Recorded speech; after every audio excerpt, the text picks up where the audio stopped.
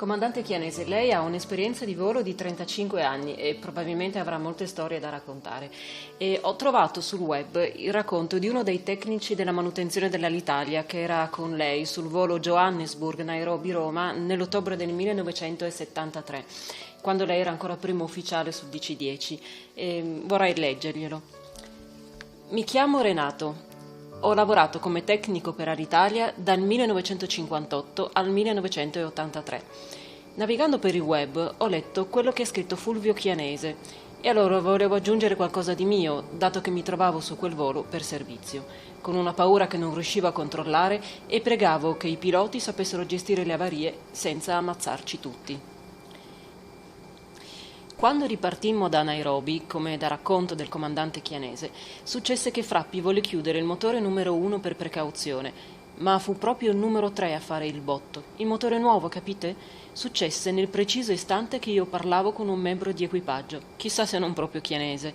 Gli stavo dicendo che sommando le ore di volo con 2 motori da Johannesburg a Nairobi e quelle che avremmo fatto, nessun altro equipaggio avrebbe fregato il record. Boom! Botto e scossone. Lui tornò in cabina per lavorare, mentre io mi facevo un paio di conti in questo modo. Un paio di settimane prima cambiammo un motore per gli stessi difetti a Singapore, temperatura di 50-60 gradi più alta e poi rottura di palette del compressore. Adesso stesso difetto sul motore 3, sostituito, e motore 1 chiuso per non fargli fare la stessa fine. Dunque il motore appena sostituito andato. Quanto dureranno il motore numero 2 e il motore numero 1 difettoso? Faremo un atterraggio di emergenza nel deserto? Fammi dare un'occhiata al tecnico delle General Electric. Stava a bordo con noi e l'avevano mandato per studiare la faccenda. Mai visto prima, ma lo vedo tranquillo e mi tranquillizzo pure io. In realtà era bianco come un panno passato con la candeggina e stava fissando la paratia che aveva davanti. Forse pregava, forse malediva il mestiere che aveva scelto. Avevo paura. E mi faceva male lo stomaco, e anche gli altri non scherzavano più. Oltre al sottoscritto, soltanto uno di quei tecnici che erano a bordo continuò a volare. Gli altri ci rinunciarono per sempre, nemmeno i biglietti free usarono più.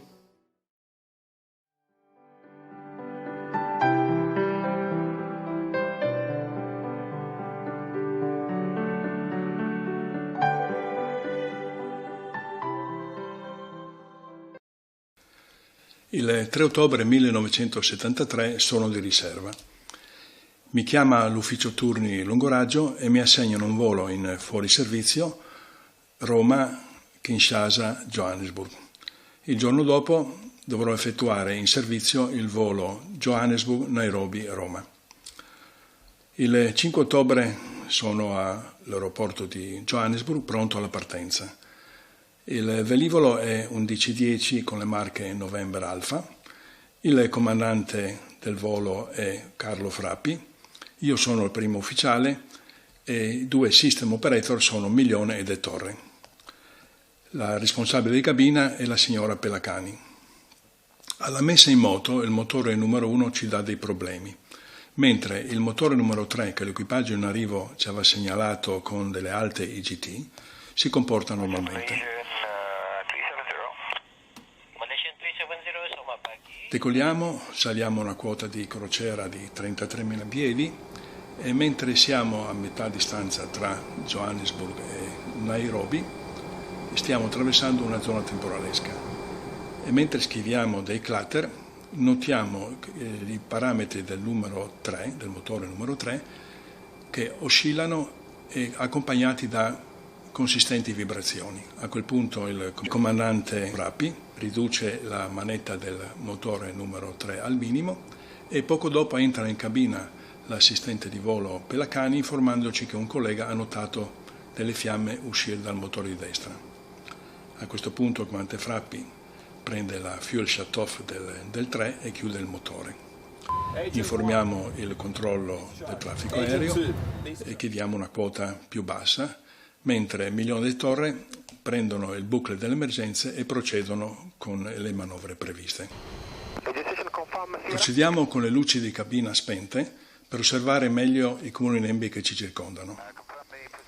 Improvvisamente in cabina si accende una luce di avviso di incendio parziale al motore numero 2. Il comandante Frappi, con imprecazione, accende le luci di cabina e i due system operator procedono con le manovre previste. Fortunatamente si tratta di un falso avviso incendio e a questo punto tiriamo un sospiro di sollievo e proseguiamo il volo. Trascorrono alcuni minuti e si accende un altro avviso: alta temperatura su una delle due pompe idrauliche del motore numero 2. Mentre Milione e Torre stanno operando su questa emergenza, abbiamo anche l'avviso di alta temperatura sulla pompa adiacente, seguita poco dopo da entrambi gli avvisi di bassa pressione sull'impianto idraulico sempre numero 2 e perdita totale del fluido idraulico. A questo punto la situazione è abbastanza seria. Abbiamo un solo impianto idraulico funzionante su 3 e il motore numero 3 che è stato chiuso per un probabile danno alla turbina. Si decide così di dichiarare emergenza al controllo del traffico aereo di Nairobi. In avvicinamento a Nairobi, il comandante Frappi mi ordina l'estensione degli slats, ma la pressione idraulica cala notevolmente e lui riporta di avere i comandi di volo parzialmente bloccati. Milione esclama "ci penso io" e mette in comunicazione gli impianti idraulici e pneumatici 1 e 3 e contemporaneamente preme lo starter del motore numero 3 senza inviare carburante e così recuperiamo la pressione idraulica. Atterriamo poco dopo a Nairobi e arriviamo al parcheggio intorno alle 2 di notte del giorno 6 di ottobre. Quando apriamo la porta 1 left, viene in cabina il caposcalo, che è tutto preoccupato poiché deve trovare sistemazione per i nostri 140 passeggeri e per quelli che lui avrebbe dovuto imbarcare per Roma. Non possiamo ripartire da Nairobi senza l'intervento di una squadra di tecnici della compagnia provenienti da Roma per la sostituzione del motore numero 3 e per la riparazione dell'impianto idraulico numero 2. Il comandante Frappi il giorno dopo chiama il coordinamento operativo lungoraggio a Roma e lo assicurano che hanno già contattato una compagnia aerea francese che provvederà a inviare un aereo cargo con a bordo il motore di un DC-10 intero. Trascorrono i giorni e l'aereo francese non arriva. È stato bloccato in un paese africano poiché nel frattempo, il 7 di ottobre, è scoppiata la guerra del Kippur e Tunisia, Libia ed Egitto hanno chiuso i loro spazi aerei. Il 12 di ottobre, all'8° giorno di permanenza a Nairobi, arriva un DC-8 cargo della compagnia con a bordo un motore di DC-10 diviso in 2 parti. Insieme al motore c'è una squadra di 25 tecnici che si mette subito al lavoro per la sostituzione del motore e per la riparazione dell'impianto idraulico.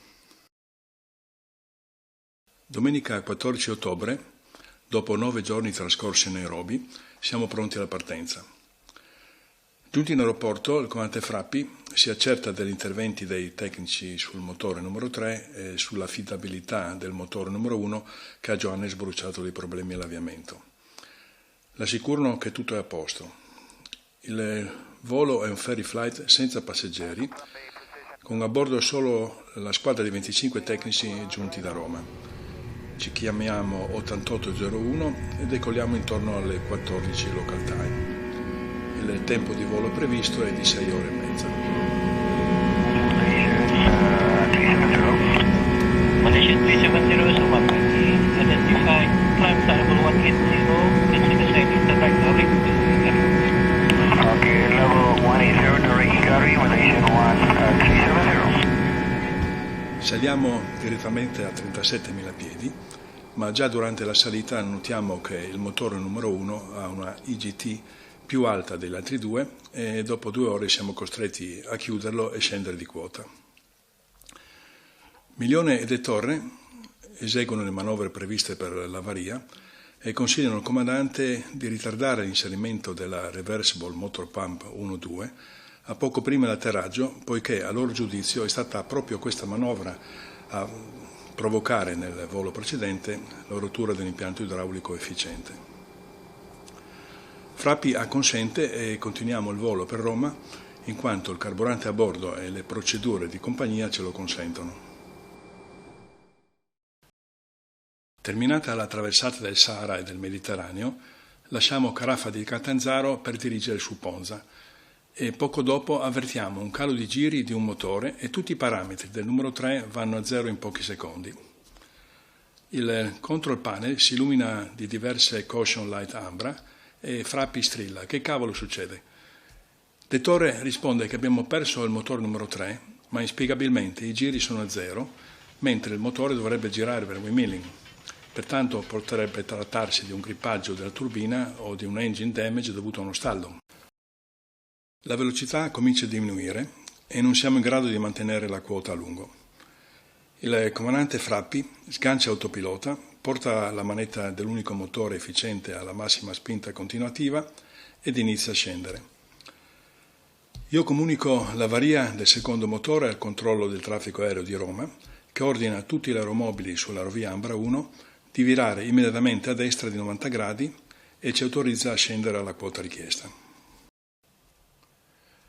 Dettore apre il booker delle emergenze alla pagina To Engine Out Operation ed esegue le manovre previste. La procedura è molto lunga e richiede più di 2 minuti. Milione da dietro lo controlla, poiché in queste condizioni un errore può essere fatale. Il tentativo di riavviare il motore numero 1 fallisce e Frappi ordina a Dettore e Milione di insistere. E da me chiede di farmi dare dal controllo del traffico aereo un bollettino di Palermo per eventualmente dirottare lì. Ad un secondo e da un terzo tentativo il motore ancora non risponde. Stiamo scendendo a oltre 1000 piedi al minuto e improvvisamente vediamo l'IGT che comincia a salire veloce e non rallenta. Milione grida occhio e Dettore è pronto con la mano sulla fuel lever per interrompere il carburante. La temperatura comincia a rallentare la sua corsa, ma raggiunge il massimo ammesso di 900 gradi centigradi e supera i 1000 gradi. Si accende la luce ambra high temperature e Frappi ordina: fermi, non chiudetelo.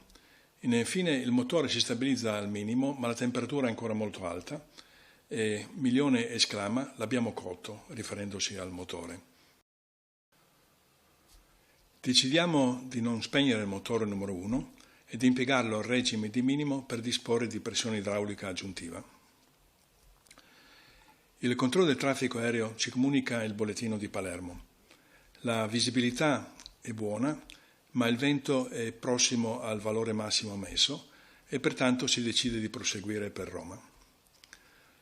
Siamo autorizzati per un diretto sulla pista 34 di Fiumicino. Tutti i voli da e per Fiumicino sono sospesi. È già buio, sorvoliamo la testata della pista 34 con i soli slat estesi. Siamo più alti e più veloci del previsto, 170 nodi, circa 330 km/h. A metà pista, pur frenando con tutto il reverse numero 2, la velocità è ancora sopra i 100 nodi. Sulla bretella parallela alla pista ci sono gli automezzi dei vigili del fuoco, pronti a intervenire nel caso di incendio dei ceppi frenanti. Usciamo dalla pista e rulliamo lentamente verso gli hangar della compagnia e qui siamo circondati da una decina di automezzi con tecnici, rampisti, ingegneri di servizio, curiosi ed altri. Si apre la porta 1 left e salgono a bordo un po' tutti. C'è un gran trambusto, saluti, sorrisi, congratulazioni e tante domande.